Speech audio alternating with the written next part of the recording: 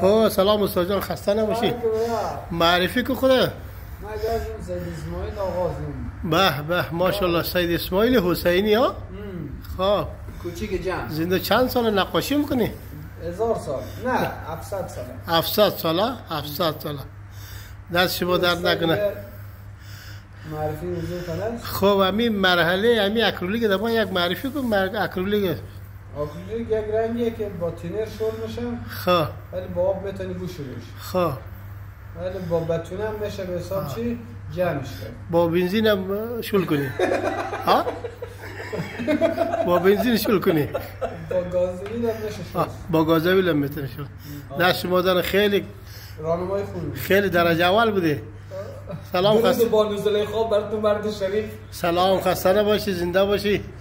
سید حسن حسینی یک از نقاشان معروف برجسته مشهد مقدس.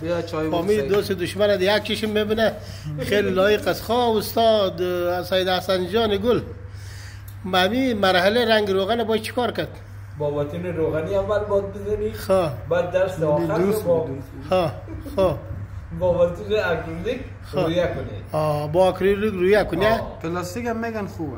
پلاستیک با گازوئیل چی کنی؟ شلش کنی؟ با گازوئیل شل کنی. با دست در نکنه. این نقاش، این مردم نقاش میگن. از خودت هم این ما بنده بیادر افسر 41 سال 401 سال 401 سال نقاش هستم.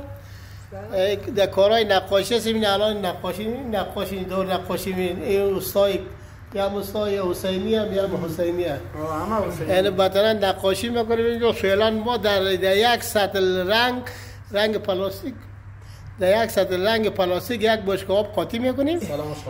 اینو باز چی میکنیم؟ بازی میده با یک سطل رنگ پلاستیک یک بشکه آب قاطی میکنیم.